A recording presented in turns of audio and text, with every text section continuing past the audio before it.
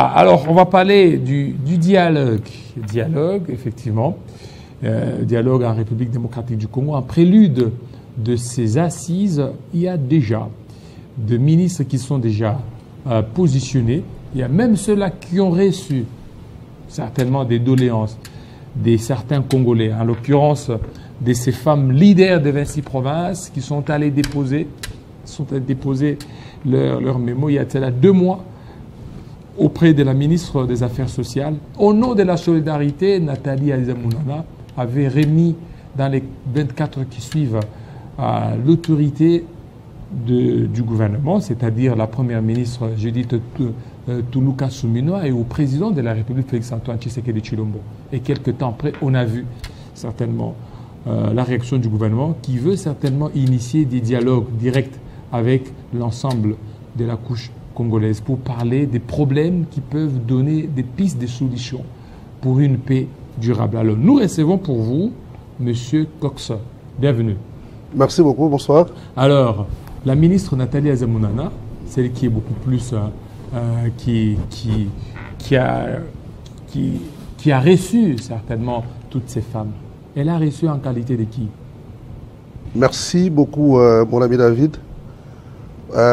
J'aimerais d'abord parler un tout petit peu de Son Excellence Nathalie Azizamounana. J'avais déjà dit ça autrefois ici. Quand vous avez un poste de responsabilité et pour bien travailler, ne faites pas votre travail par devoir. Par exemple, Mme Nathalie Azizamounana, elle est, c'est vrai, ministre aux Affaires sociales, Action humanitaire et solidarité nationale, c'est vrai. Mais je dirais sans embâche que son poste ministériel a rencontré sa vocation. Sa vocation. Ça a rencontré sa vocation naturelle qui est innée, savez-vous. Et là, elle fait bien les choses. Nous n'avons pas une permission de venir parler du folklore.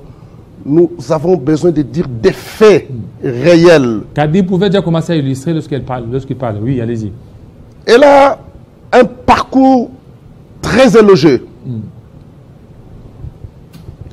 Vous savez, il y a cela quelques jours, elle venait de fêter 36 ans de sa grande fondation Calix Mounana, qui est une fondation, c'est vrai, en RDC, mais elle a été médaillée plusieurs fois, même à l'international, plusieurs fois.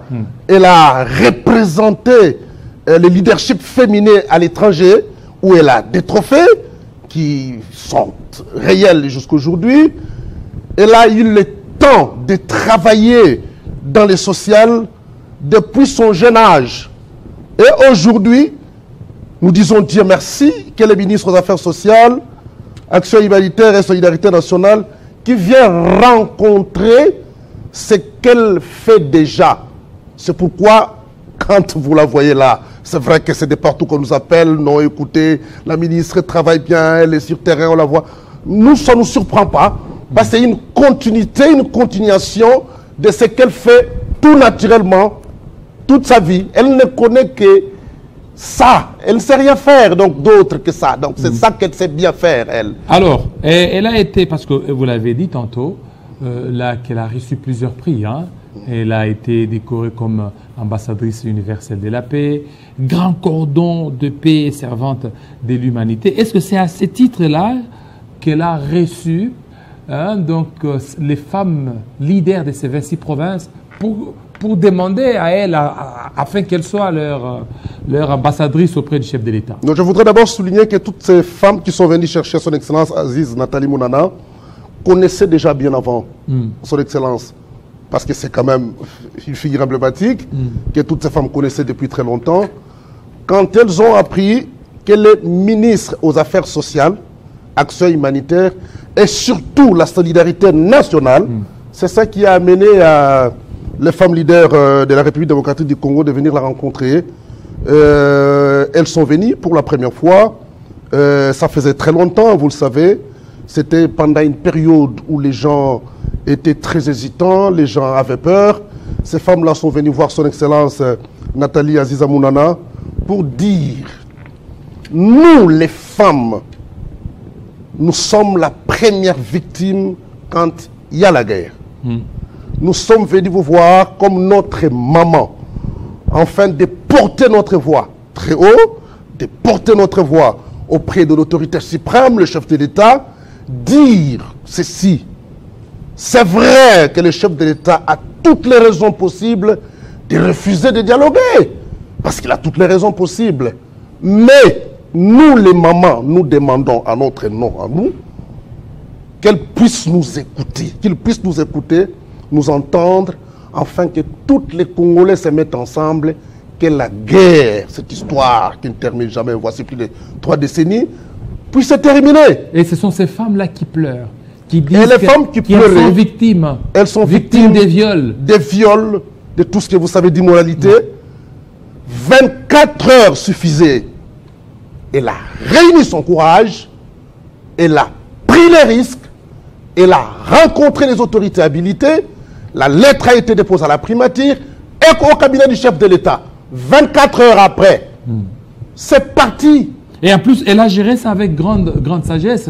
Elle n'a pas voulu un peu alerter, parce qu'il y a beaucoup de gens, lorsqu'ils sont saisis, ils peuvent faire un peu gras. Mais c'est tout à fait naturel, c'est une grande personnalité. Elle sait gérer les choses. Elle sait gérer les choses. Bon, écoutez, c'est vrai qu'elle est ministre, mais elle a géré plus que ça. Elle ne pouvait pas crier, elle savait. Elle s'est battue. Après 24 heures, la voix est arrivée à la primature, au cabinet du chef de l'État. Et elle continuait à croire. Elle continuait à croire que la réponse positive viendra. Voici aujourd'hui 5 ou 6 jours. Et elle continue à faire pression pour ça? Ou les lobbies? Elle faisait le lobby, elle faisait le lobby comme ministre, comme une maman. Faire pression aux autorités, je ne pense pas.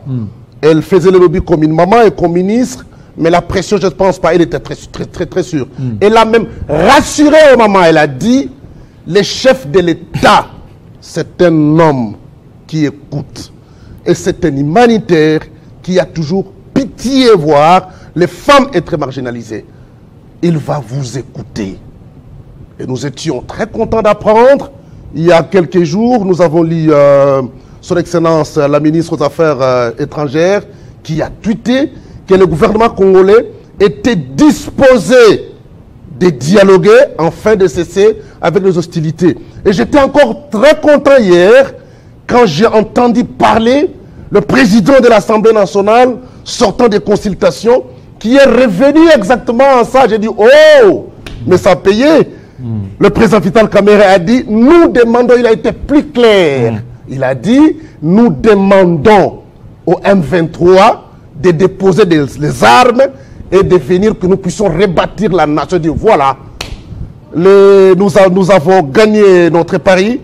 La voix de maman que son Excellence Nathalie Azissa Bounana a portée auprès du chef a aujourd'hui donné les fruits et nous pouvons l'applaudir. Par rapport aux femmes, les femmes sont allées loin pour demander à ce qu'il y ait un médiateur. Un médiateur sud-africain. Est-ce que ça sera faisable? Ou bien c'est juste des surenchères politiques, parce que lorsque vous demandez des négociations, vous donnez vos pistes, c'est à l'autorité qui reçoit de pouvoir aussi apprécier. D'ailleurs, j'aimerais dire qu'hier, nous étions très surpris. Elle était dans son cabinet de travail. Elle a appris qu'il y a un groupe de mamans qui voulaient la rencontrer. Mais rencontrer, c'est quelles mamans? Non, les mamans de 26 provinces, elles sont encore venues. Elles sont arrivées à son bureau de travail. Maman, nous sommes venus pour vous voir. Nous avons entendu nous-mêmes qu'un membre influent du gouvernement a dit que le gouvernement congolais est prêt de dialoguer. Merci beaucoup, maman. Elle était toute contente. Elle a dit, qu'est-ce que je peux faire? C'est seulement ça que nous pouvons faire pour vous. Nous ne pouvons que être l'intermédiaire entre ceux qui reconnaissent ce que nous sommes et nous avons aussi, par rapport au pouvoir qu'on nous a donné, nous avons aussi nos capacités de pouvoir prendre la voix des faibles et d'apporter ça à la haute hiérarchie. C'était hier, les mamans sont venues au cabinet pour dire merci, que nous avons vu que nos cris, nos pleurs sont arrivés au chef et qui se dessinent déjà et que toutes les parties en parlent, qu'il y aurait probablement dans les jours à venir un dialogue qui fera que les hostilités cessent dans notre pays. Voilà, ça c'est le souhait de toutes ces femmes. Il n'y avait pas que les femmes, il y avait aussi les confessions religieuses. On a vu des pasteurs. Bien sûr. Et tout ça, pourquoi? Parce qu'elle aime beaucoup plus se faire entourer par des hommes de Dieu. Non, non, non, pas seulement qu'elle aime bien s'entourer des hommes de Dieu, mais elle est aussi une servante de Dieu. Elle est une servante de Dieu. Elle a toujours dit que je ne peux pas mener les actions sans pour autant y faire intervenir Dieu. Elle ne peut rien faire, elle, sans croire en Dieu. Toutes les grandes activités qu'elle peut faire, il y a toujours les hommes de Dieu. Elle est une chrétienne guérie. Et il y a des pasteurs qui accompagnent toujours ses actions. Et tout ce qu'elle fait sur terrain, il y a toujours Dieu qu'elle met toujours à l'avant-plan. Voilà, pour terminer, Nathalie Aiza-Mounana, on l'a vu aussi au niveau de Malabo, c'était une victoire, hein, on dirait une victoire beaucoup plus diplomatique. Malabo avec les corridors humanitaires, la condamnation aussi du Rwanda, c'est que même sous les plans diplomatiques, elle continue à marquer ses points. Non, elle avait marqué un grand point. Sur le plan diplomatique, c'était un grand point. Les gens étaient très étonnés d'apprendre que Nathalie Aiza-Mounana s'est retrouvée à Malabo à un sommet de CEAC. Mais qu'est-ce que ça veut dire? Ministre aux Affaires sociales, Action humanitaire et Solidarité nationale. Qu'est-ce qu'elle est partie faire là? Aujourd'hui, il est reconnu et tout le monde le sait. On ne peut pas parler dans toutes les communautés de la sous-région et de la région, même au niveau international, que les chefs des États se rencontrent ou des grands dignitaires se rencontrent sans qu'on puisse parler de la guerre de l'Est. Et quand on voit la guerre, obligatoirement, la guerre amène des problèmes. Vous avez des sinistrés, vous avez des déplacés de guerre, vous avez des viols. Et ça, c'est dans ses attributions comme ministre des Affaires sociales, Action humanitaire et Solidarité nationale. Elle était partie là, Dieu merci. Et les jours qu'on préparait la feuille de route à déposer au sommet proprement dit, et elle jouait le rôle de rapporteur. Et elle a tapé sur la table. Elle a dit, nous devons mettre, ça doit être retenu ici sur cette feuille de route. Obligatoirement, il faut une ouverture d'un corridor humanitaire. Et obligatoirement, il faudrait que le Rwanda puisse retirer ses troupes de la RDC pour que la guerre ne continue pas.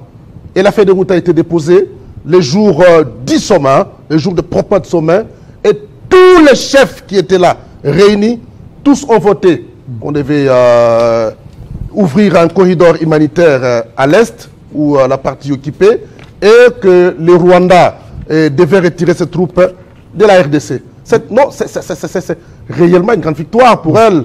C'est une grande victoire pour elle. Donc, elle est naturellement manager.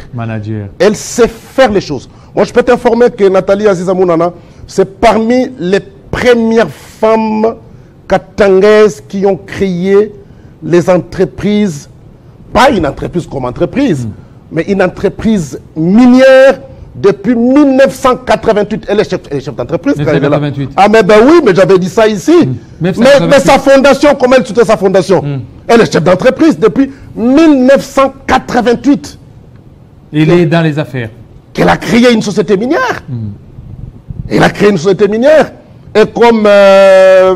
je dirais comme une mécène sportive, une sponsor sportive.